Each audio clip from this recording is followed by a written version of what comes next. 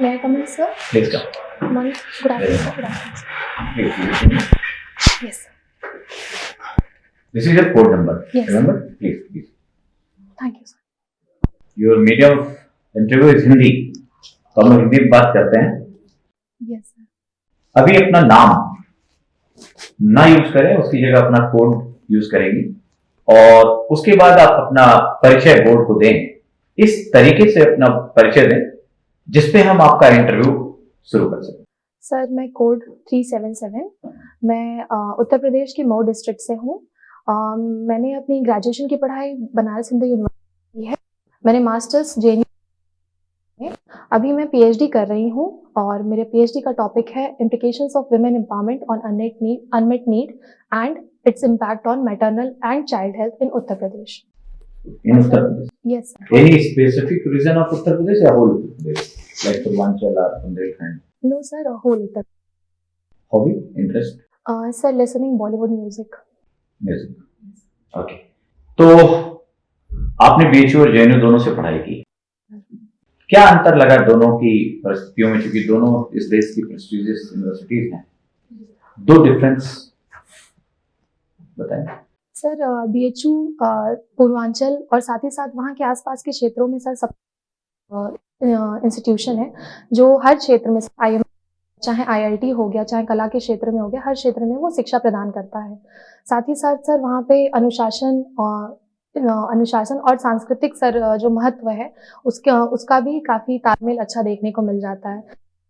करें अगर JNU की, तो सर JNU में देश विदेश से छात्र आते हैं और सर जो डिप्राइव्ड सेक्शन है इंडिया का, यहाँ पे काफ़ी मात्रा में यहाँ पे छात्र आ पाते हैं। साथ ही साथ यहाँ पे सर टीचर और स्टूडेंट का जो रिलेशनशिप है वो क्लासरूम के साथ साथ सर बाहर भी हम उनको डिबेट करते हुए देख सकते हैं। लेकिन अगर हम ऐसे देखें तो एक जनरल आइडिया के रूप में देखा जाए तो ये कहा जाता है BHU पे थोड़ा right wing approach, right ideology ज्यादा हावी है और JNU पे लेफ्ट विंग आइडियोलॉजी ज्यादा हावी है, ऐसा कुछ?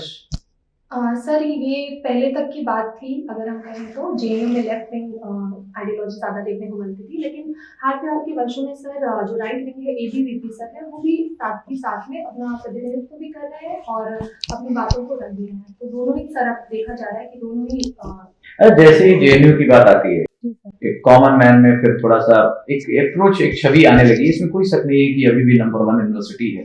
जितनी भी रैंकिंग आई उसमें इनोवेशन को लेकर या टीचिंग जो भी लेकर, लेकिन इसके बावजूद विरोध प्रदर्शन और हर बात पे एक तरह से पढ़ाई ठप करके और लड़कों का सड़क पे उतरना, ऐसा एक छवि बन जाती है पिछले खासकर 3-4 सालों में जो हुआ। तो ऐसा क्या है, क्या बच्चे क्या हर बात पे सड़क पे आना इसको सही मानती है के बच्चों?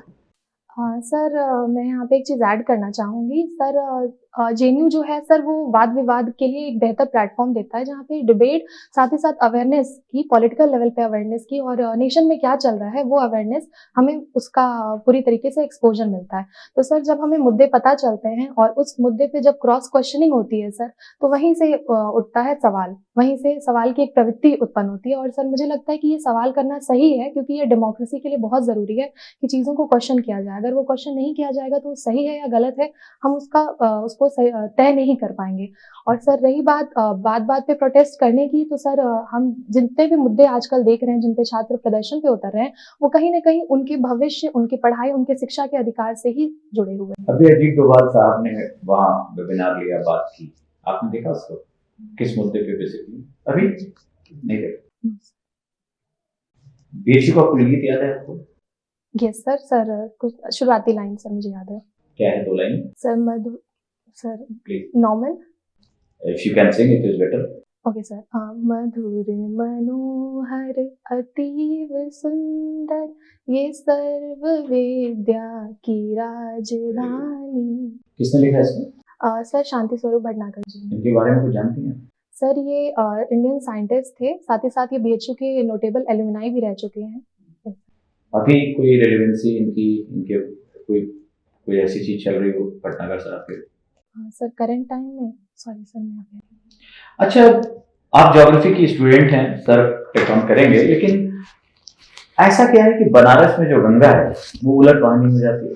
सर उलट वाणी विपरीत दिशा से बहती है दक्षिण। अब जानते होंगे ये तो बनारस की यस विशेषता सर, है। Yes sir. ज्योग्राफर रीजन बताइए, मुझे अध्यात्म नहीं चाहिए। Sorry sir, I am not. आपने मैप देखा है बनारस का? जी सर। कुछ स्पेसिफिक बात। अच्छा, अभी जो आपने बात की और आपका कोड है 377, एनीथिंग? यस सर, आईपीसी की सेक्शन 377 के तहत सर जो एलजीबीटीक्यू कम्युनिटी है उसको डिक्रिमिनलाइज किया गया, यानी कि यहाँ पे एक राइट दिया गया कि आप opposite as well as same sex के लिए आपकी जो भी चॉइसेस है वो आपकी पर्सनल चॉइस है और आप उसके तहत जा करके आपको अधिकार है। आपको लगता है ये ठीक हुआ? चूंकि अगर हम इंडियन कल्चर, हम कई विषय पे बहुत टेरोड हैं और अभी तो वुमेन एजुकेशन को ही हम उस लेवल पर नहीं ला पाए, तो इसमें कोई शक नहीं कि ऐसे मूल्य होने चाहिए, डिक्रिमिनलाइज होना चाहिए। बट क्या ये सही समय था या अभी थोड़ा 10 साल 15 साल का और वेट करना था जब हमारी सोसाइटी में ऐसी जागरूकता आ जाए तब हमें इधर बढ़ना चाहिए? सर मुझे लगता है कि ये सही समय है। एक कल्चर को इवॉल्व करने के लिए हमेशा मौके हमेशा मिलने चाहिए ताकि उसमें जो कुरीतियाँ हैं और या कह सकते हैं जो पिछड़े तत्व हैं, क्योंकि वो सर समय की मांग होती है। पर अब भारत इतना प्रगतिशील देश हो चुका है जहाँ पे इस तरीके के मुद्दों पे बहस की जा सकती है और इनको सुधारा जा सकता है। तो सर ये समय सही है जहाँ पे इस तरीके की चीज़ों की बात की जाए। अच्छा, ऐसा जैसे आपने बात की, अभी पिछले विशेषता 14 से देखें, बहुत एक फर्म डिसीजन के साथ एक सरकार, आपने सुना भी होगा कि हमारे प्राइम मिनिस्टर 4D की बात करते हैं। कुछ बताएंगे 4D क्या है? फिर मैं उस पर चर्चा करूँ कि भारत आगे बढ़ेगा, भारत आने वाले समय में विकसित होगा, विश्व गुरु के लेवल तक जा सकता है या दुनिया के विकसित अग्रणी देशों में होगा, और इसके लिए कहते हैं 4D का फार्मूला। मैं बताता हूं, democracy, demand, demographic dividends and fourth is decision making. आप संतुष्ट हैं 4D के उनके फार्मूले से कि ये हमें आगे ले जाएगा? यस सर, अगर हम बात करें जैसा आपने बोला डेमोग्राफिक डिविडेंड, तो इंडिया में करेंटली सर मैं डिसीजन मेकिंग पे आता हूँ। जी सर। 14 से 20 के बीच में बहुत ऐसे डिसीजन आए जो हम सोचते ही नहीं थे कि इस देश में अभी पॉसिबल हो पाएगा, है ना? क्योंकि पॉपुलर डेमोक्रेसी की अपनी लिमिटेशंस होती हैं, agree? And someone say once that the popular democracy is bad for economy. और ऐसी बातों को लेते हुए भी ऐसे ऐसे डिसीजन आए और हर बात पे लेकिन जनता भी सड़कों पर आई। कई ऐसे मुद्दे, सीए, एनआरसी और एग्रीकल्चर बिल। अगर तो सरकार इन जो मुद्दे लाई हो उस पे इस तरह से बिल लाना वो गलत है, या जो जनता हर बात पे मिसट्रस्ट डिस्ट्रस्ट लेकर या फिर गलत तरीके से सड़कों पर आ रही है वो गलत है? गलत कौन? सर यहाँ पे गलत दोनों ही नहीं है, क्योंकि सर समय की मांग है, परिवर्तन सर जो है प्रकृति का नियम है। अगर हम परिवर्तन नहीं करेंगे तो हम एज इट इज उसी कल्चर में जिए या उसी सामाजिक व्यवस्था में जिएंगे। तो सरकार का भी सोचना चाहिए और सर पब्लिक, क्योंकि ये जो बिल्स हैं, ये जो लॉज हैं, ये पब्लिक के लिए बनाए जा रहे हैं। तो सर उसमें पब्लिक के जो भी section of society, B it minority, B it vulnerable group, सबको एक इंक्लूसिव लेवल पे लेकर के चलने की आवश्यकता है। अगर किसी एक तक भी वो परेशानी का कारण बन रही तो सर उसको आवाज उठाने का पूरा हक है। तो सर यहाँ पे सही दोनों ही है, बस गवर्नमेंट और पब्लिक को एक बेहतर तालमेल की प्रॉपर डायलॉग के थ्रू सर इन बिल्स को या इन लॉज को इम्प्लीमेंट किए जाने की जरूरत है। डायलॉग, डिस्कशन और आर्गुमेंट, क्या अंतर है? सर डिस्कशन जो है सर एक प्लेटफॉर्म पे म्यूचुअल सर दो लोगों के बीच में जो वार्तालाप है किसी मुद्दे को लेकर के, उसके प्रोस कॉन्स को डिस्कस, उसको प्रोस कॉन्स को विस्तार से समझते हुए जो किया जाए सर उसको डिस्कशन कहेंगे। सर डायलॉग जो है वो बेसिकली दो लोगों के बीच में होता है, बट डिस्कशन में कई लोग इन्वॉल्व हो सकते हैं। एंड सर आर्ग्यूमेंट में हम स्ट्रॉन्ग ओपिनियन रखते हैं इन इधर इन पॉजिटिव साइड और negative side, means considering both pros and cons. Amar Sen sir का नाम सुना है? जी सर। उन्होंने एक किताब लिखी आर्गुमेंटेटिव इंडियन आर्गुमेंटेटिव होते हैं, ये सही टर्म? सर आर्ग्यूमेंटेटिव होते हैं सर, अगर मौजूदा परिस्थिति को देखें तो सर हर किसी के किसी भी एक लॉ को या किसी भी चीज पे अपना एक पक्ष है, और सर अपना पक्ष रखना, अपना आर्ग्यूमेंट रखना तो सर इंडियन आर्ग्यूमेंटेटिव है। अच्छा, आज गणतंत्र दिवस हम मना रहे हैं 26 जनवरी, और इंडिपेंडेंस डे हम 15 अगस्त को जो मनाते हैं। दोनों की बातों में हमने एक खास पॉइंट देखा, मैं आपसे जानना चाहूंगा कि दोनों के जो झंडा तोलन होता है, ध्वजारोहण होता है, उसमें कुछ अंतर होता है। क्या अंतर होता है दोनों दिन के ध्वजारोहण में? सर 15 अगस्त पे माननीय प्रधानमंत्री जी जो हैं वो ध्वजारोहण करते हैं, और सर वहाँ से वो गेस कर रही हैं, राष्ट्र को संबोधित भी करते हैं। सर मैं बता रही हूँ, वो राष्ट्र को संबोधित भी करते हैं वहाँ से, लाल किले से राष्ट्र संबोधित। मैं ध्वजारोहण के संदर्भ में बोल रहा हूँ, प्रतीकों के और दाएं बाएं क्या कौन करता है? सॉरी सर, मुझे बहुत इसके बारे में क्लियर आइडिया नहीं। अच्छा, अभी जैसे 1 तारीख को बजट आएगा जी सर। और इस बजट से बहुत सारी अपेक्षाएं हैं, आप 2 ऐसे पॉइंट क्या देखना चाहेंगे कि इस बजट में जरूर? सर जो अभी मौजूदा परिस्थिति फार्म लॉ को लेकर के सर, उसके कंटेक्स्ट में कोई एक लॉ, और सर दूसरा जो सर कोविड के दौरान इकोनॉमी को इतना लॉस हुआ है उसके संदर्भ में सर कोई एक सक्षम और सशक्त जो कदम है वो इस दिशा में बढ़ाया जाना चाहिए। तो मैं ये 2। ज्योग्राफी में भी एक मिला कि न्यूज आ रही है कि पृथ्वी जो है वो अपने एवरेज समय से यूजुअल स्पीड से तेजी से घूम रही है। पढ़ा आपने इसको? सर मैंने पढ़ा तो नहीं है। चलिए मान लेते हैं पृथ्वी फ्रैक्शंस ऑफ सेकंड जो है तेज घूमने लगी, क्या इम्पैक्ट पड़ेगा? ऐसा क्यों हो सकता है और इसका क्या आने वाले समय में प्रभाव पड़ेगा? सर प्रभाव की अगर बात करें तो सर जो पृथ्वी के घूमने अपनी दूरी पे घूमने की वजह से दिन और रात का सर समय जो है वो निर्धारित होता है, तो सर उस पर इम्पैक्ट पड़ेगा इसका। और सर क्यों हो रहा है सर, इसके बारे में मुझे पढ़ना पड़ेगा। और बस ये इम्पैक्ट पड़ेगा सर सीजनल चेंजेस जो हैं उसको भी हम देख सकते हैं सर, टाइड और लो टाइड हाई टाइड जो आते हैं सर उस पर भी इम्पैक्ट पड़ेगा। तो अभी रोटेशन से ही हम आगे बढ़ रहे हैं ज्योग्राफी सेक्शन का। जो मैग्नेटिक पोल है अर्थ का वो बहुत तेजी से शिफ्ट हो रहा है और स्पीड भी बहुत, क्योंकि पहले 9 किलोमीटर के हिसाब से था, 50 किलोमीटर के आसपास हो गया है। तो उसका क्या इफेक्ट पड़ रहा है, पड़ेगा और पड़ भी रहा है वैसे? सर मैग्नेटिक पोल के शिफ्टिंग की वजह से सर कॉस्मिक रेज जो है वो पृथ्वी पे बहुत तेजी से आ रही हैं, तो सर उसका जो है इम्पैक्ट ह्यूमन लाइफ पे सर, साथ ही साथ फॉरेस्ट एरिया पे, इन सब चीजों पे देखने को मिलेगा। एलन वॉन रेडिएशन बेल्ट है क्या ये? Allen Van radiation, sorry sir, I am not aware. Magnetic field से related? Yes sir, but I am not very sure. Okay. Apparent movement of sun क्या होता है? अपरेंट मूवमेंट ऑफ सन, अच्छा, अर्थ rotate करती है जी sir, from on its axis from west to east, तो एक फोर्स जनरेट होता है, क्या है उसका नाम? Coriolis force. क्या ये अपरेंट फोर्स है या एक्चुअल फोर्स है? Sir this is I think apparent force. Okay, क्या होता है इससे? सर कोरियोलिस फोर्स जो है वो किसी भी मूविंग ऑब्जेक्ट पे लगता है, and this is not actual force, this is मतलब आभासी तरह का ये फोर्स है। और सर ये जितनी तेजी से कोई भी वस्तु घूमेगी उतनी तेजी से उस पर अप्लाई होगा और उसकी दिशा को रोटेट कर देता है। जैसे अगर हम नॉर्दर्न स्फीयर में हैं तो वो विंड की डायरेक्शन या कोई भी मूविंग ऑब्जेक्ट है तो उसको राइट हैंड साइड की तरफ मूव करेगा, और अगर हम सदर्न हेमिस्फीयर में हैं तो वो लेफ्ट हैंड साइड। इस जो कोरियोलिस फोर्स है, कोरियोलिस फोर्स जो है, इसका सबसे अधिक इफेक्ट कहाँ पड़ता है? सर सबसे ज्यादा इफेक्ट जो है इसका पोल पे पड़ता है। और इक्वेटर पे? सर 0 होता है। तो इसका क्या इफेक्ट होता है? अगर 0 इक्वेटर पे इसका 0 है तो कोई वेदर फिनोमेना पे इफेक्ट पड़ता है इसका? सर काम सिचुएशन जो इक्वेटर के पास है, जो डोल्ड्रम बेल्ट है सर, वहाँ पे इसका इम्पैक्ट देखने को मिलता है। और साइक्लोन से कुछ रिलेटेड है क्या? सर साइक्लोन ट्रॉपिकल एरिया में सर जो इक्वेटर के पास सर जो साइक्लोन्स हैं वो इसी वजह से कम आते हैं, क्योंकि वहाँ पे जो कोरियोलिस फोर्स की वैल्यू होती है वो 0 हो जाती है। साइक्लोन की बात की आपने, जी सर। अब एक टर्म यूज किया जा रहा है, bomb cyclone, what is it? Sir I am not very sure, but can I guess? Sir I think speed के ऊपर है शायद, ये बहुत ज्यादा डिस्ट्रक्टिव है।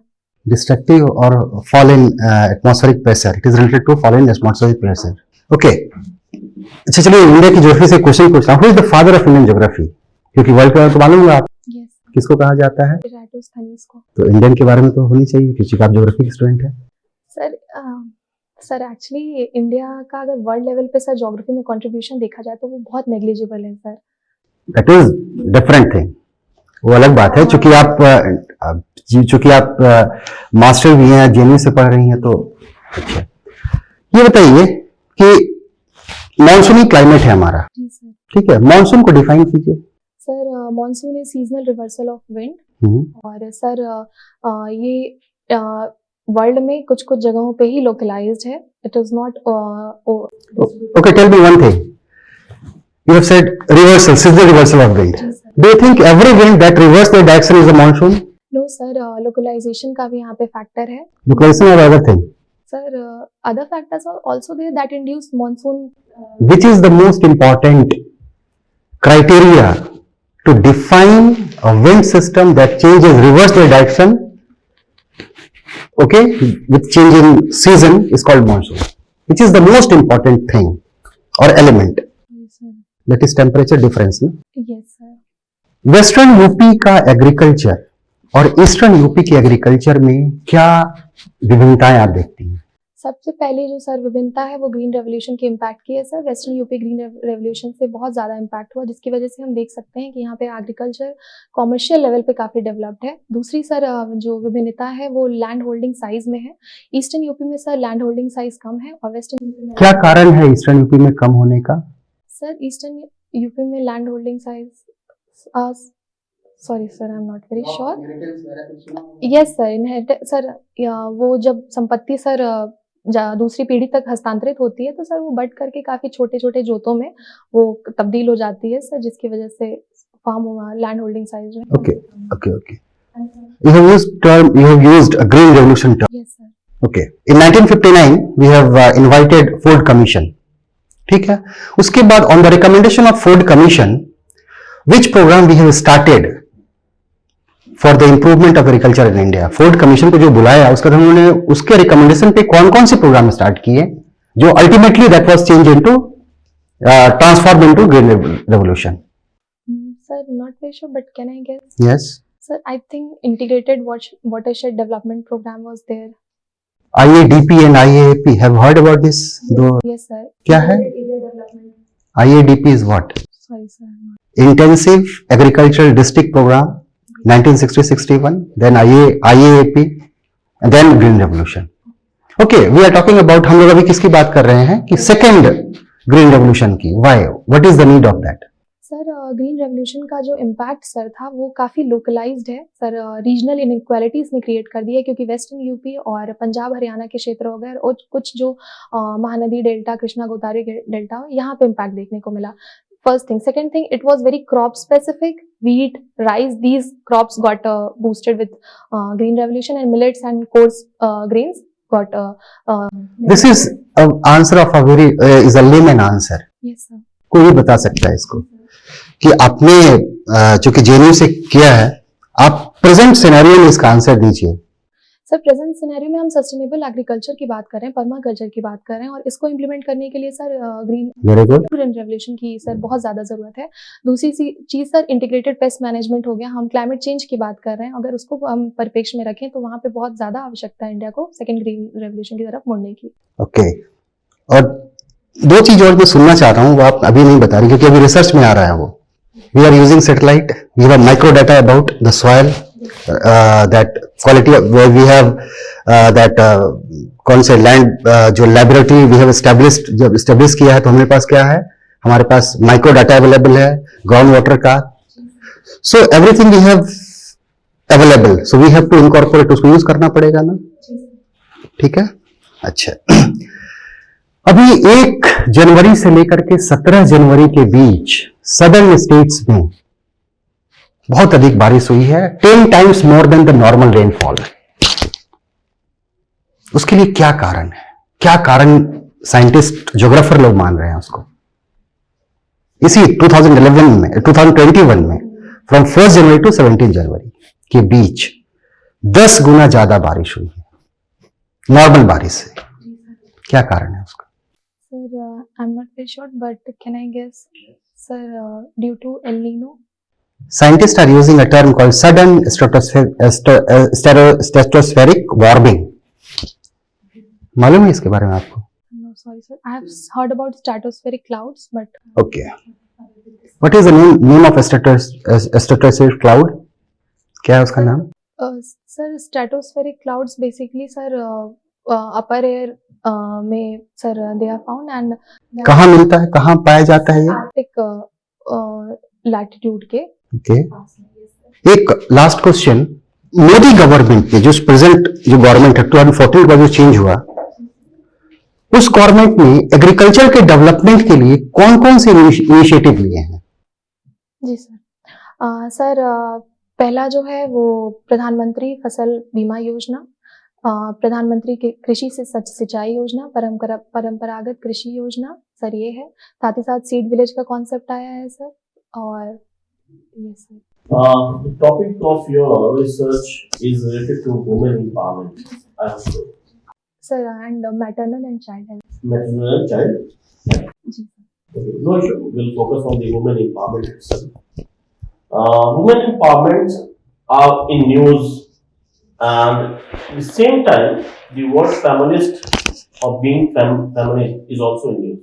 What is the very basic difference between being empowered woman and being feminist? Yes sir.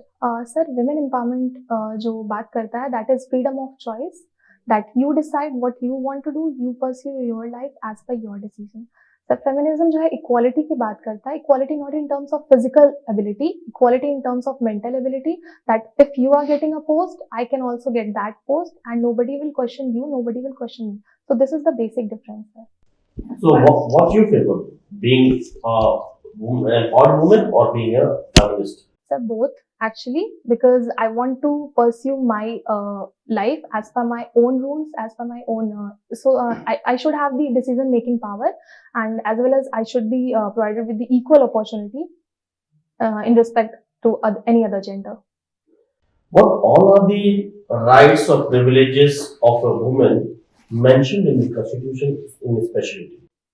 Sir, Article 15 के under sir there should be no discrimination on the basis of caste, sex, religion. So that is also there, and Article 16 sir, where equality of opportunity in employment, that is also there sir. And sir, freedom of expression, belief, that is also for all the gender. So these things are there. What about Article 23? Yes sir, Article 23 also talks about illegal prostitution. There should not be this trafficking of women and illegal prostitution kind of things. Sorry sir, just this trafficking of women. And what about the provisions mentioned in the directive basis of the state policies? Yes sir, there is also that equal pay for both the gender. So it is also there sir in DPSP. When it comes to Uttar Pradesh, in last 5 years, the government of Uttar Pradesh has taken certain steps in terms to make women empowered through its planning, through its certain policies and all that. Will you explain some in detail? जी sir. Sir the first thing that is there, one scheme was there, Swadhar Grih Yojana. That was for the women who had experience of violence against them. So this scheme is also there. Moreover, sir, the scheme of Beti Bachao Beti Padhao is there. So and Kanya Sumangalam Yojana is also there, sir. So through these schemes, government is promoting girl child, their education, their health and well-being. Okay. Recently, one of the bill has been passed through ordinance by UP government, especially in context to love jihad. So, how do you think about this love jihad? Are you in favor, or the government has done certain mistakes by breaking the concept of secularism over here and the freedom of choice? जी sir. Sir some problems are there in the law. Actually, we had already this law in section IPC 295A and 298 that was against anti-conversion. So I think there should have been more dialogue between government and all the other stakeholders of the society, so that this law can be better implemented in the society. So it means you are not in favor to that law which has been passed through ordinance. Sir, I am in favor, but we should ensure that there should not be any misuse of this law, because it can hamper the right to privacy and right to life with dignity. During COVID phase, you have encountered with many migration processes. In that, urban-rural migration has been one of the most, we can say, recorded statement over there. In that context, if you look into that, it has changed the very dynamics, socio-economic dynamics of the concerned areas in which the migration has occurred. So, when it comes to Uttar Pradesh, how it has changed the very socio-economic dynamic of Uttar Pradesh? Sir, first thing that will be the population growth in terms of migration, because people from the other state who have out migrated, they have returned to their villages, their places, as well as, sir, the burden on sir, job employment, that is also there.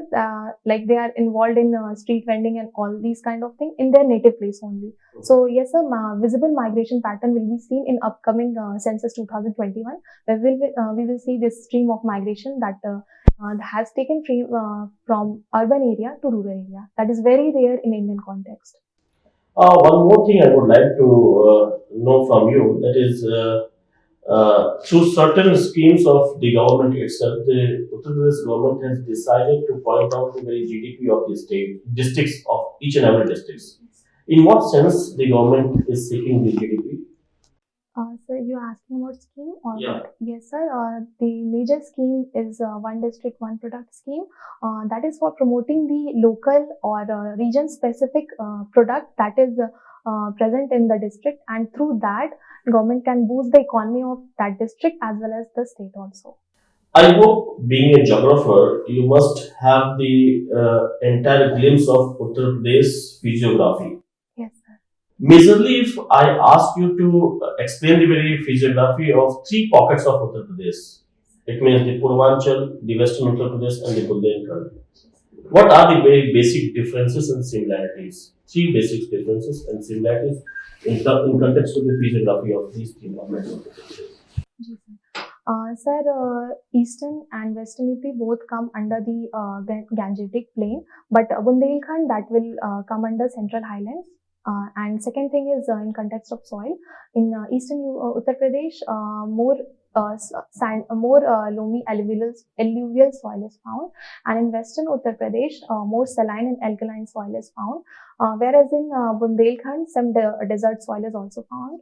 In context of forest, sir, in eastern Uttar Pradesh, tropical moist deciduous forest is found, whereas in western Uttar Pradesh, tropical dry deciduous, and in Bundelkhand, tropical thorn forest is found. What will be your priority when you becomes the district collector or deputy collector? Sir, health sector will be my priority. Health sector. Yes, sir. So what is difference between SDM and DC?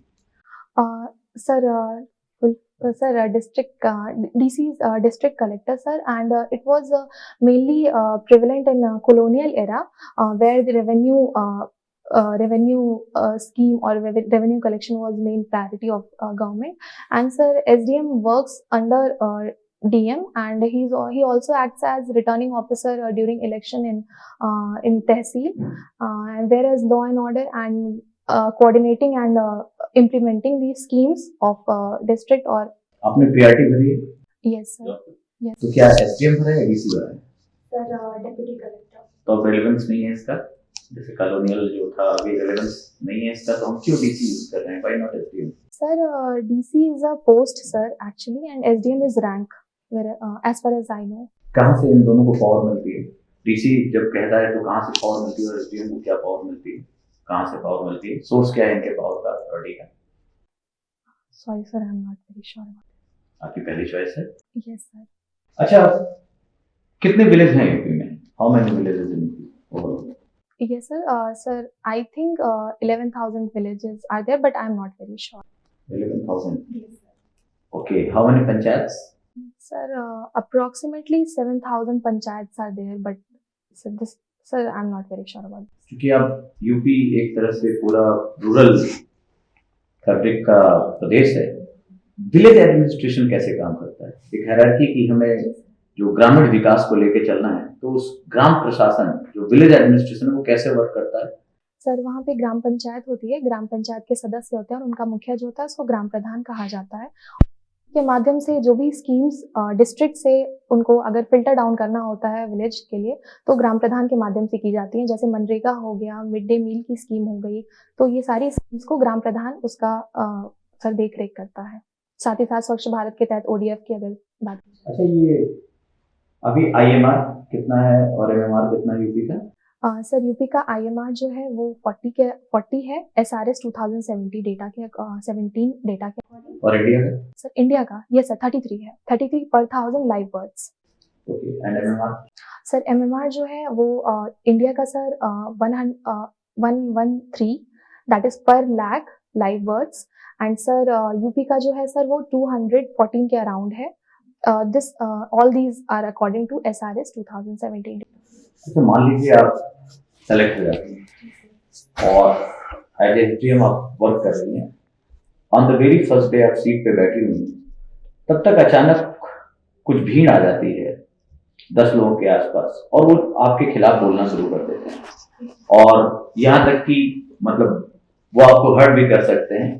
ऐसी स्थिति में वो लोग आ चुके हैं. अभी आपको समझ नहीं पाई क्योंकि अभी तो आप बैठी हैं. इस सिचुएशन को कैसे हैंडल करेंगे?